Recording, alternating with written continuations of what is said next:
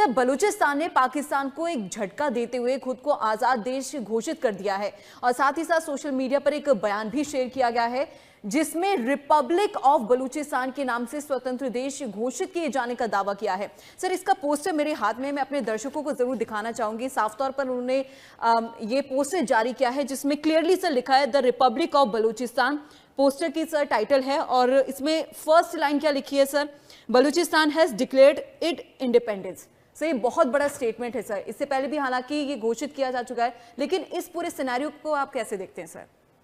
सबसे पहले तो दीपाली बहन और सारे बलूच भाइयों को बहुत बहुत शुभकामनाएं। भाई, आपका नया रिपब्लिक बना है, हम तो आपके साथ हैं। बहुत बहुत शुभकामनाएं हमारी तरफ से, भारतीयों की तरफ से, सनातनियों की तरफ से।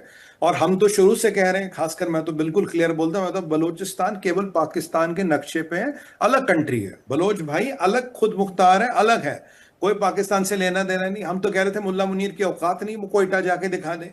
भाई, बीच पीछे जो बलोचों ने अटैक वटैक किए, पाकिस्तान की आर्मी की तो मैयतें बनी है बलोचिस्तान में। और जो मुल्ला मुनीर पे अटैक हो रहे थे, बलोचिस्तान को लेके ही तो हो रहे थे। भाई, तू वहां बलोचिस्तान में क्या कर रहा है? आप देखिए, जब ये बलोच भाइयों ने अपने आप को इंडिपेंडेंट घोषित कर दिया, जब मुल्ला मुनीर पर हर हजार तरह के आक्षेप लग रहे, जो मौलाना फजलुर रहमान और एलियास मौलाना डिजिल ने कहा, भैया तू अगर फौज का आदमी है तो या तो बलूचिस्तान केपीके में जाके काम कर, वरना ये वर्दी उतार के चुपचाप बैठ जा। तो जब ये चीजें हमें देखने को मिल रही है, पाकिस्तान की आर्मी फेल हो रही, बलोचों ने पूरा वर्चस्व जमा लिया। और बलोचों ने ट्रंप को भी एक बार बोला था, बोला साहब आप बलूचिस्तान की डील करनी हमसे करो ना, आप पाकिस्तानी उससे क्यों करते हो? आप कुछ नहीं कर सकते। बाकी बलोचों को हमारा हमेशा एक वो प्रोत्साहन है हमारा, एक हमेशा उनको एक क्या ना, हम उनका हौसला अफजाई करते हैं, उर्दू में कहूं तो। और दूसरी बात यह है, देखिए, ये तब होता है जब पाकिस्तान ने क्या किया। पाकिस्तान ने यूनाइटेड नेशंस गए, यूनाइटेड नेशंस में उन्होंने जाके किया, जी ये जो बीएलए है ये बहुत बड़ा आतंकवादी संगठन है, आतंकवादी संस्थान है, इसको एक टेररिस्ट ऑर्गेनाइजेशन घोषित करो।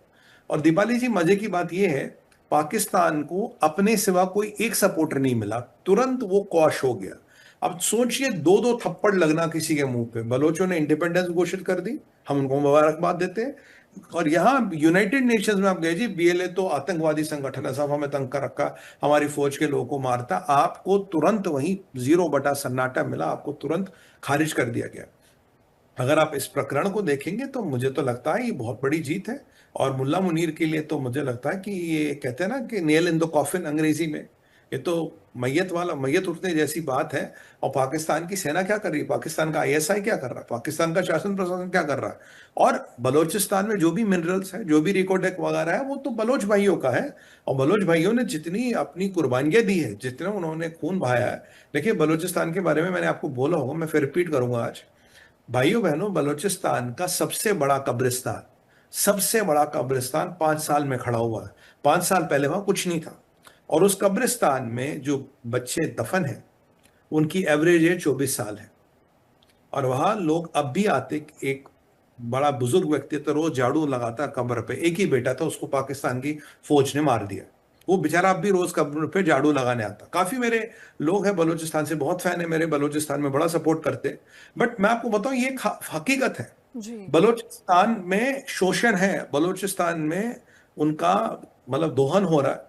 और याद कीजिए, बलूचिस्तान के बड़े लीडर हमारे पास आए थे, चाचा नेहरू के पास आए थे, बोला सर हम तो भारत का पार्ट होना चाहते, हमारे नेहरू जी ने मना कर दिया। जैसे यूएनएससी में हमें सीट मिली थी, नेहरू जी ने मना कर दिया।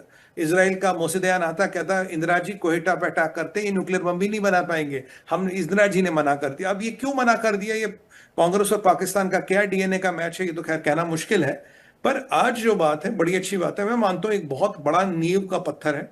और जो यूएन में इनको मुंह की खानी पड़ी, जो इनका यूएन में अपमान हुआ, और ये दोनों चीजों के देखेंगे तो यानी कि दुनिया में कोई भी ये मानने को तैयार नहीं कि पाकिस्तान का कोई भी आधिपत्य या कोई भी हक या कोई भी इख्तियार, अगर उर्दू के वर्ड आज यूज करता हूं ताकि बलोच भाइयों को भी समझ आए, बलोचिस्तान पे नहीं है। कोई भी उनका इख्तियार बलोचिस्तान की सरजमीन पे नहीं है। और अगर ये सवे रहते नहीं निकलेंगे तो इनकी मैयतें उठ के निकलेंगे।